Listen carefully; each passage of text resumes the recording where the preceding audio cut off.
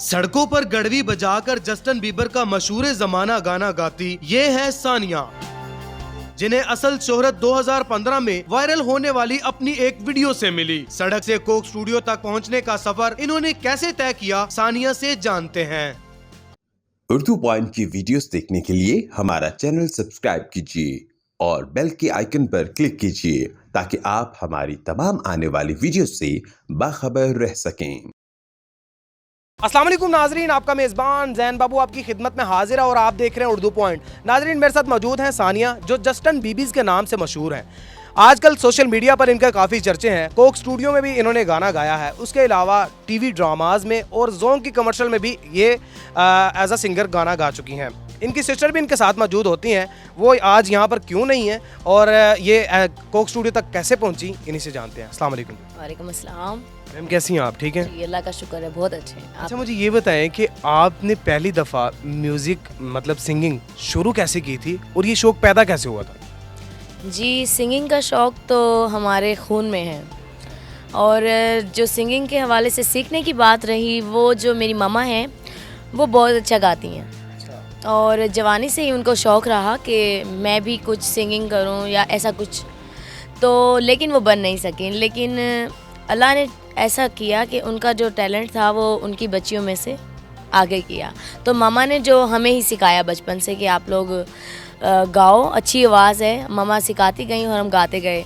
लेकिन हम लोगों को इतना अंदाज़ा नहीं था कि हम लोगों को इतना ज़्यादा फेम और इतनी ज़्यादा इज़्ज़त और प्यार मिलेगा लोगों से, तो वो हमारे लिए कुछ बहुत अलग था, बहुत डिफ़िकल्ट था। जैसे कि किसी के लिए उसकी बहुत बड़ी विश पूरी हो जाना, उसका सपना ख्वाब उसका पूरा हो जाना, हमारे लिए वो वैसा था।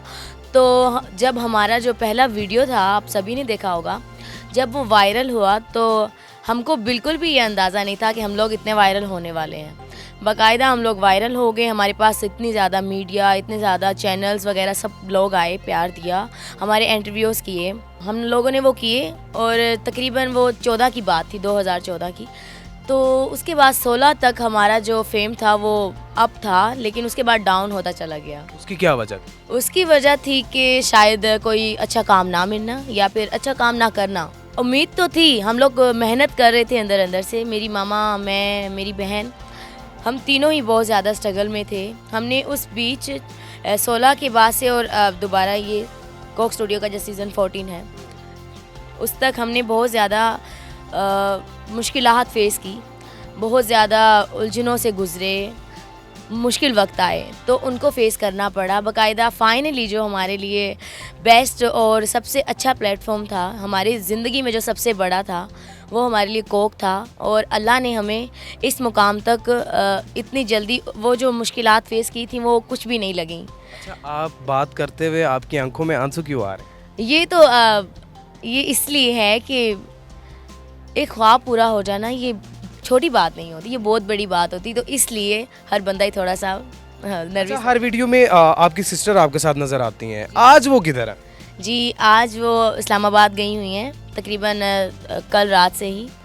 तो इधर बहुत ज़्यादा गर्मी है, हम लोग लाहौर में तकरीबन गर्मियों में जो रावलपिंडी होते हैं और सर्दियों में लाहौर होते हैं, तो वो कल रात ही चली गई। हम लोग पैकिंग वगैरह कर रहे हैं, वो कहती है कि मुझे सामान नहीं उठाना, आप लोग पीछे से उठाएं सामान और आ जाना, मैं चले जा रही हूँ। अच्छा, आप मुझे ये बताएं, आपके ख़ानदान में पहले भी कोई सिंगर है?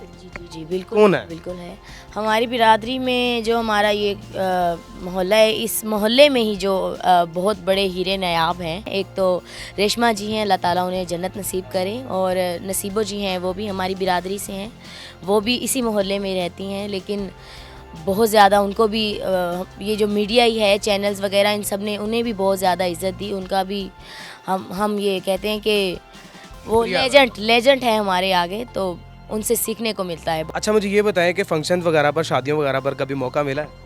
जी बिल्कुल मिला है। काफ़ी ऐसे इवेंट्स हैं, पार्टियाँ होती हैं बच्चों की, हकीके वगैरह, अपना मेहंदी के फंक्शन होते हैं जहाँ पे लोग बुलाते हैं और ख्वाहिश रखते हैं कि परफॉर्म करें हम लोग। तो काफ़ी जगह पे किए भी हैं, हमारे इधर पाकिस्तान में काफ़ी जगह पे किए हमने, लेकिन अभी ये चाह रहे हैं कि इंशाल्लाह ज़रूर कोई बाहर से भी ऑफ़र आए। अच्छा मैम, जो फर्स्ट वीडियो आपकी सोशल मीडिया पर वायरल हुई थी उसमें ना गड़वी बजा रही थी आप और साथ गा भी रही थी। जी, मैं तो नहीं बजा रही थी, मेरी मामा प्ले कर रही थी उसको। वो एक बर्तन टाइप है। अब आप किसी भी बर्तन को, ग्लास ले लें या कोई थाल ले लें या कोई गडवी वगैरह ले लें, तो उस पे आप अगर म्यूज़िक को चम्मच से प्ले करें या हाथ से प्ले करें तो उसमें से सुर निकलता है। और हम लोग तो ऐसे मतलब जादू सा है मामा के हाथों में कि कोई भी उनके हाथ से रिदम जो है वो अच्छा निकलता है, चाहे वो किसी चम्मच से बजा लें या किसी पे भी बजा लें। तो ये आहिस्ता आहिस्ता हम लोग जैसे जैसे फेम मिलता गया ये चीज़ें पीछे रह गई, लेकिन आप देखें कि उस चीज़ से हम लोग फेमस हुए हैं। ये कोई आरिफ लोहार जी हैं, वो चिमटा बजाते हैं, वो फेमस है। अब मामा ने वो प्ले की जो गडवी थी, उससे हम लोग वायरल हुए। जैसे हर किसी के साथ कोई ना कोई इंस्ट्रूमेंट छोटा सा, होता है, जी, किसी के साथ ढोल होता है। स्पोर्ट होती है छोटी सी चीज़ की, तो वो स्पोर्ट सबके लिए ज़रूरी है। अच्छा आप मुझे ये बताएं कि आपकी तालीम कितनी? तालीम तो नहीं है, लेकिन हम 2 जमातें पास हैं। हम लोगों ने ज़्यादा पढ़ा नहीं, हमारा जो कल्चर है उसमें 2 जमातें पास हैं? जी जी बिल्कुल। इतनी अच्छी इंग्लिश बोलती हैं और इंग्लिश में गाना भी गाती हैं आप। यही मैं कह रही थी कि गॉड गिफ्टेड चीज़ होती है। ये किसी ना किसी को समझ लें रियासत में मिलती है। किसी को आप देखें कि अब तो सब लोग ही गा रहे हैं, किचन में खड़े भी गा रहे हैं, हर बंदा ही गाता है, हर किसी का दिल करता है गाने को। लेकिन गाना तो आसान है, लेकिन गाने को निभाना बहुत मुश्किल है। गाने को अच्छी तरह से अपने जहन में, अपने दिमाग में उतारना हर कोई नहीं गा सकता। अच्छा मुझे ये बताएं कि कोक स्टूडियो में कैसे पहुंची आप? जी, कोक स्टूडियो में बहुत ज़्यादा मुश्किलात फेस करनी पड़ी, फिर जाके कोक स्टूडियो में हम लोग पहुँचे हैं।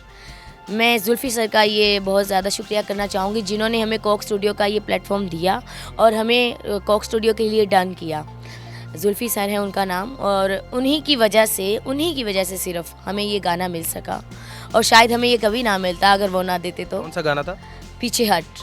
जरा आप वो पीछे, नहीं मैं तो काफ़ी पीछे हटा हुआ हूँ। अच्छा वो ज़रा गाना जो है गुनगुना के सुनाइए। जरूर। रास्ता छोड़िए अब हम आ गए, गड़बड़ किए बिना यूं गा गए, सब खींचे टांगे फिर भी छा गए ना, और समझे कि हम तो घबरा गए, पीछे हट। जी, इंग्लिश के अंदर तो आपने हमारा बेबी बेबी सुना ही है। वो सुनाइएगा ज़रा। Over you, I will be coming ever, and I just can't believe we're here together. And I wanna play the cool, I wanna use the lure, I'll buy you anything, I'll buy you any ring, no be pieces, baby fix me, and know you shake me till you pick me from this bad dream. I'm going down, down, down, down, and I just can't believe my first love, you know. I will like my baby, baby, baby, oh, like baby, baby, baby, oh, like baby, baby, baby, oh, spectrum has been my mind. अच्छा मुझे ये बताएं कि सानिया, इसके अलावा कौन कौन से ड्रामों में आपने म्यूज़िक दिया है? हमने काफ़ी सारे ड्रामों के OSTs किए हैं, अपना जोंग का भी हम लोगों ने किया है, काफ़ी ज़्यादा किए हैं। अच्छा न्यू कमर्स इस फील्ड में आना चाहते हैं, उनको क्या मैसेज देना चाहती हैं, और जो लोग देख रहे हैं उनको क्या कहना चाहती हैं? जी, मैं उनसे कहना चाहती हूँ सबसे पहले तो उन सबको रमज़ान मुबारक, और दूसरा कि जितने भी लोग देख रहे हैं, जितने भी लोग चाहते हैं कि हम लोग भी कुछ बने या कुछ आगे बढ़ें लाइफ में, तो उन सब के लिए यही है कि अगर आप कुछ स्ट्रगल कर रहे हैं, अगर वो ज़ाया जाता है, कुछ मेहनत कर रहे हैं वो ज़ाया जाता है, तो उम्मीद मत हारें। अपनी जो जान है, अपनी जो जान की बाजी वो लगा के रखें। हमेशा ही ऐसा होता है कि कुछ आपको जो मिलना होता है वो थोड़ा सा टाइम से आगे चला जाता है। हम लोगों के साथ भी ऐसा ही हुआ। तो ऐसा है कि उम्मीद मत छोड़ें, अल्लाह पे यकीन करें, तो आपको भी इंशाल्लाह अपनी ज़िंदगी में जो आप चाहते हैं वो ज़रूर मिलेगा, लेकिन थोड़ा सा सब्र ज़रूरी है, थोड़ी सी मेहनत ज़रूरी है।